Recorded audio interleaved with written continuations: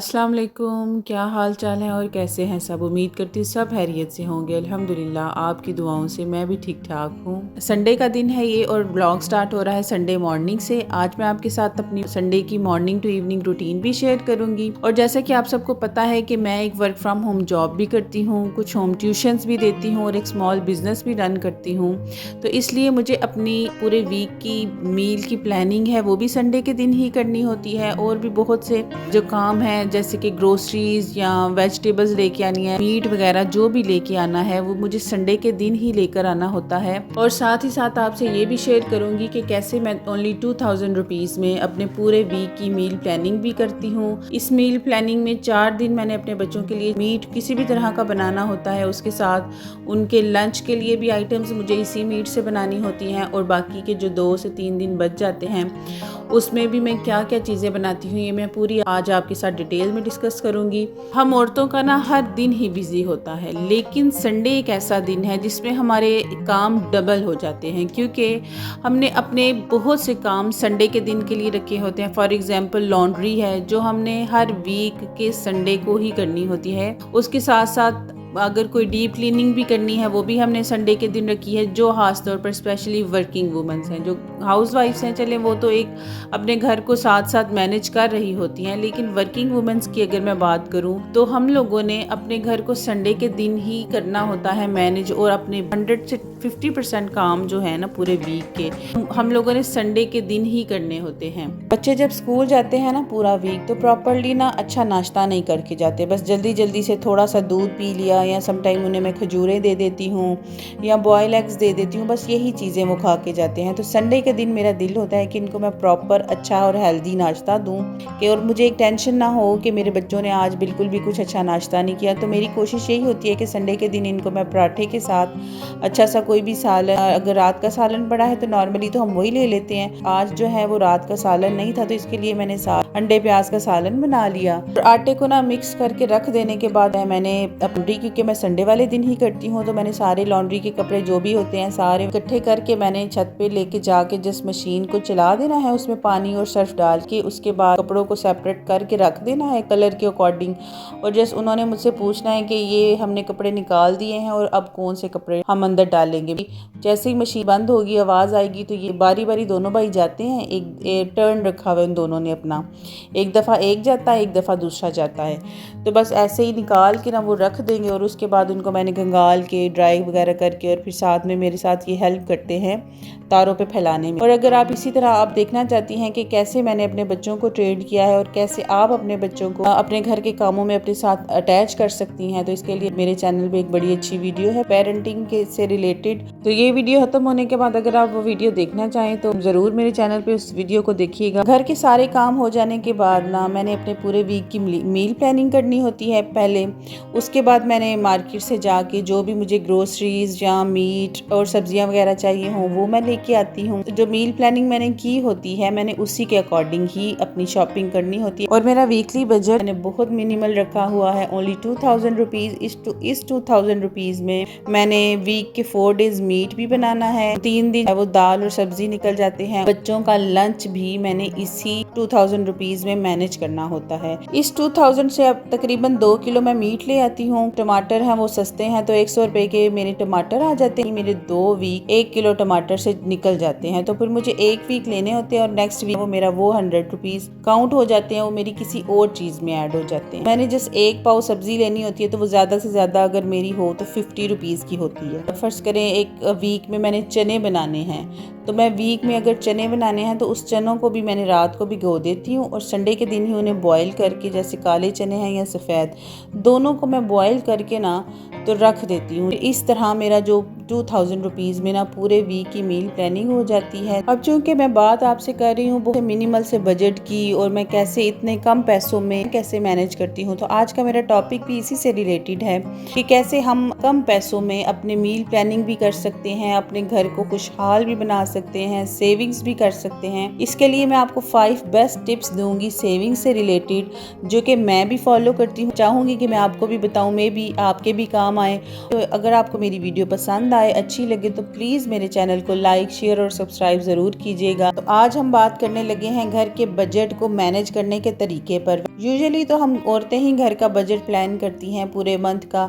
Husband ने तो बस कमा के ला देना है और उसके बाद हम जाने और हमारा काम जाने। हमने ही उस पैसों में सेविंग्स भी करनी है। चाहे तो हम उन पैसों में सेविंग करें, चाहे तो हम उन पैसों को एक ही टाइम पे खर्च कर दें और फिर पूरा जो मंथ है ना हम बस परेशान होके बैठे कि अब हम क्या करेंगे, किस तरह से पूरा मंथ चलाएंगे। तो ये सारी चीज़ें हम पर ही डिपेंड करती हैं। तो इसके लिए जो सबसे पहला पॉइंट है वो ये है कि इम्पॉर्टेंस ऑफ बजटिंग। सबसे पहले तो मैं आपको ये बात समझा दूं कि बजट का मतलब क्या होता है। बजट का मतलब ये है कि हमने अपने पूरे मंथ के लिए जितनी भी आपके हस्बैंड की, या अगर मैं एक सिंगल मदर हूँ और जो भी आमदन मेरी है, अगर मैं अपनी एग्जांपल से ही आपको बताऊं, मैं 30,000 रुपीज़ जो हैं वो कमा रही हूँ फिल वक्त एक मंथ का।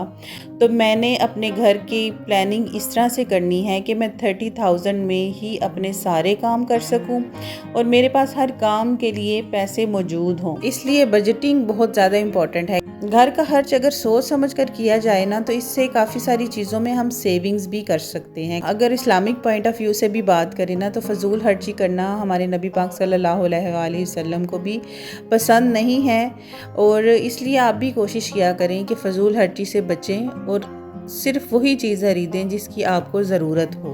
तो चलिए अब दूसरे पॉइंट पर बात करते हैं जो कि है create a monthly budget plan. इसके ना 3 बहुत अहम तरीके हैं। एक तो सबसे पहली चीज़ कि जो भी आपकी आमदनी है, जैसे अगर आपके हस्बैंड कमा रहे हैं या आप खुद भी जॉब कर रही हैं या आपने कोई भी साइड एक बिज़नेस बनाया है, तो जो भी उससे आपको अर्निंग होती है ना उसको नोट डाउन करें। दूसरी चीज़ ये कि जो भी आपके ज़रूरी खर्चे हैं ना, जैसे कि बच्चों की फ़ीसिस हैं या मंथली ग्रोसरी है, तो ये सारी चीज़ें ऐसी इंपॉर्टेंट हैं जो कि हमने करनी ही करनी होती हैं हर मंथ में। जैसे बिजली का बिल, गैस का बिल, ये सारी चीज़ें हमने करनी है चाहे कुछ भी हो जाए। तो इसलिए ये सारी ज़रूरी चीज़ें आपने अपनी आमदन है उसके अकॉर्डिंग इनको नोट डाउन करें कि मेरी इतनी आमदन है और मेरे ये अखराजात हैं और इतने अखराजात करने के बाद मेरे पास क्या अमाउंट बच रही है कि उससे मैंने पूरे मंथ में बाकी के सारे काम किस तरह करने हैं। यहाँ पर सबसे ज़रूरी टिप मैं आपको जो देना चाहूँगी वो ये कि कोशिश करें कि मंथली जो ग्रोसरी है ना आपकी घर की जितनी भी यूज़ होती है, कोशिश करें कि उसको मंथ के स्टार्ट में ही खरीद के रख लें।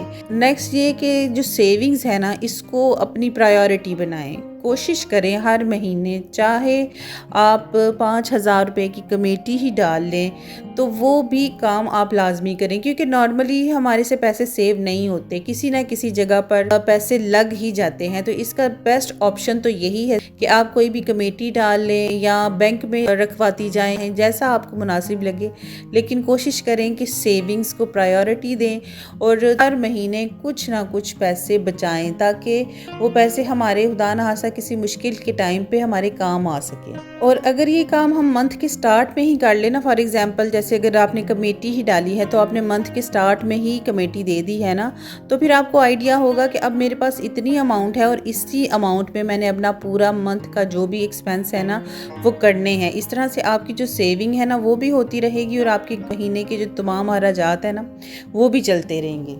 अब इसके लिए जो थर्ड पॉइंट है वो ये है कॉस्ट कटिंग टिप।